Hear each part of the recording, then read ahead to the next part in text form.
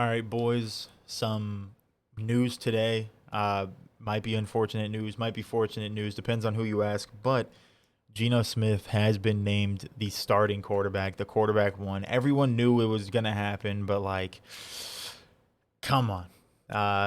Let's just go right into it. So first things first, here's the cool post that the Seahawks made about it. And oh boy, Pete Carroll said he earned it. He won the job. Man, Geno Smith won the starting quarterback job with his whole 0 touchdowns. But let's just listen to Pete Carroll talk about it and be warned. This is probably the worst mic I've ever heard in my life. I don't know how they got something so atrocious, but let's just get right into it. And Geno's going to start. That he's going to start the opener, and he's earned it. He's won the job with the time and the time frames that got messed up for us for Drew. He just ran out of time in making his bid for it, and so I mean I'm clear about that. So I just want to let you know so everybody knows, and so you don't have to ask about it anymore. Okay, so he said two things. Geno earned it. Started about 60,000 times trying to say that, so I think he kind of understands. Geno didn't earn it. Geno just didn't lose it in his mind. I think everyone knows that Pete Carroll came into this season thinking, okay, Geno's going to be the starter, but we got to say that it's a quarterback competition. But then, of course, Geno didn't lose it because he didn't make any crazy mistakes. So, Drew Lock, I guess, lost it because he had a couple bad throws. He had a couple bad interceptions. But let's look at the argument of Geno winning the quarterback competition. I don't think he won the competition. I don't think he earned it. You can't earn something by not doing anything. So let's go right over here.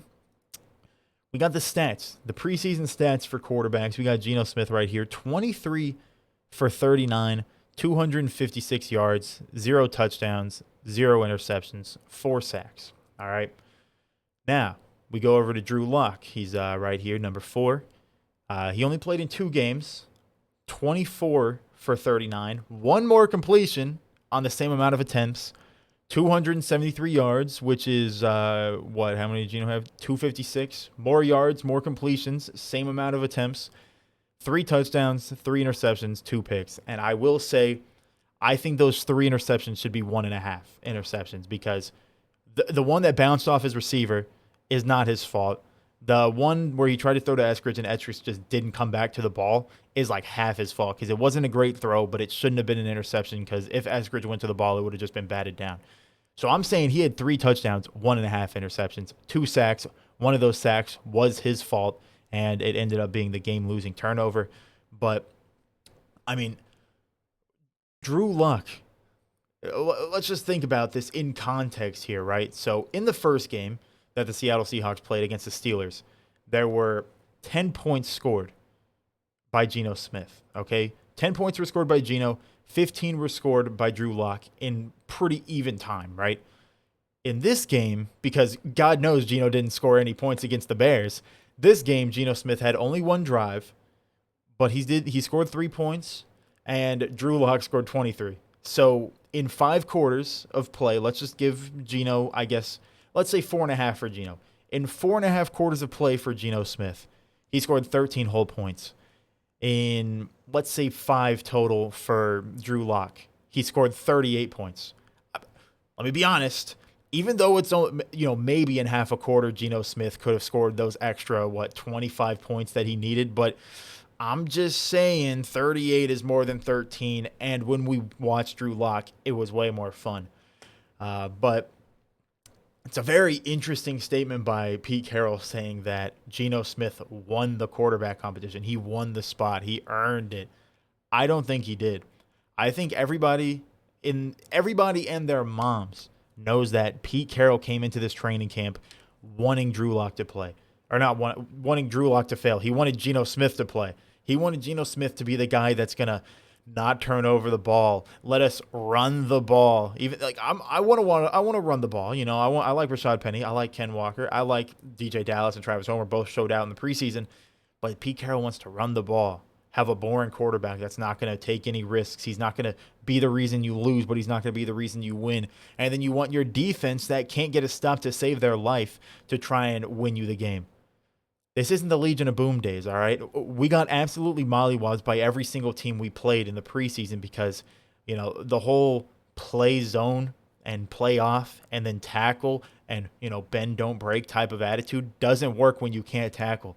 It does, you're not really going to win a lot of games if you're not winning the turnover battle, and you're automatically losing the turnover battle every single game because you're not getting turnovers because the defense isn't made to get turnovers. I mean, it's an unfortunate day for me, at least, because in my mind, Geno Smith could win a 17 game. We could go 17-0 with Geno Smith and make the playoffs. But if he plays like he's been playing in the preseason, like he played last year when he had the few games that he ended up playing, but we could go 17-0 with Geno. But if he's playing how he's playing, I'm going to be bored out of my mind. I'm going to be bored to death. I won't want to watch the games. We could go 0-17 with Drew Lock. He's going to make it more fun because guess what? He'll look down the field and be like, double coverage on DK Metcalf? I don't care. And throw it. I think that's more fun. And in a season where there's almost no chance that we actually compete for a playoff spot, I want to have fun watching the games. I don't want to watch dink and dunk, run the ball, try and play good defense, but it doesn't work type of football and lose. I'd rather watch throw 40-yard passes to DK Metcalf every third play and then lose. If we're going to lose, we might as well have fun. I don't want to lose in a boring way. But Pete Carroll, Drew Lock was destined to fail. Drew Lock, he didn't get a fair chance. I mean, he played the games. He had the opportunity. He never had a chance with the ones, of course. I think throughout the entirety of training camp, maybe 2% of the snaps that Drew Lock took were with the ones, in practice. He didn't get any practice with the ones. He didn't get to play with the ones in preseason at all. And it's just the unfortunate circumstances that Drew Lock. I think Geno lost the job when he scored 0 points in an entire first half against the Chicago Bears, okay? In my mind, that Chicago Bears game solidified that Geno Smith should not be our starter. Yeah, he didn't throw an interception, but he didn't really react any better than Drew Lock did. I think Drew Lock reacts better to pressure. Geno seems scared in the pocket. That last game against the Cowboys, Charles Cross kind of had a bit of an error. He let his guy get around him, but he caught back up to his guy, right? Geno Smith, trying to run away, sprints right into the guy that Charles Cross eventually caught up to. Imagine if Geno didn't overreact there and he stayed in the pocket and made a pass, or he rolled out the other way. I don't enjoy watching Geno Smith play football.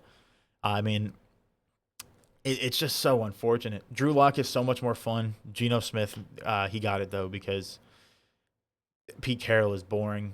And, he probably pours powdered milk into water and drinks that instead of milk. I don't know. It's so unfortunate and disappointing. I guess I'll root for Geno. Honestly, I'm betting against the Seattle Seahawks every single game this year until Drew Lock is a starter. I don't believe in Geno Smith. I don't, in my mind, believe that Geno Smith can bring us success. So why are we starting Geno Smith instead of a guy that could potentially have a way higher ceiling? If we're going to draft a quarterback next year anyway, why don't we put in a guy that could potentially do worse? But, oh, my God, what if he actually finds his potential and does good? What do we get from starting Geno? We win 2 more games in the year, getting us a worse draft pick and still not making the playoffs? What do we gain from starting Geno Smith this season? It doesn't make any sense to me. If we started Drew Lock, we probably get a bad pick. We probably don't win a lot of games, but at least we get to see what Drew Lock could potentially be. We know what Geno Smith is. The man's 31. What's he going to do after this year for us? He's not the quarterback for the future. It's just such a waste of a season starting Geno Smith over Drew Lock. I don't get it. It's just me. I don't get it. I know there are people that like Geno Smith. I know there are a lot of Geno Smith supporters, guys that think that we could do well. I think we have a good team. But, what's Geno going to do? I mean, that's just what I'm saying. In a season where we're most likely not going to do great, I would have rather seen Drew Lock have some fun. Maybe Drew Lock does realize his potential. But now we get to watch Geno Smith dink and dunk for 17 games, most likely, because God knows Pete Carroll's not going to do anything to change up the team after week 1. But that's going to do it for this video. I'm incredibly disappointed. I've been disappointed since Pete Carroll said this last night, but I wanted to think about it more, and now I'm even more disappointed. Geno Smith is a starter. Congrats to Geno, but God, I hate it. But yeah, let me know down below in the comments what you think. Thank you for watching. Leave a like, subscribe, and yeah, have a great day.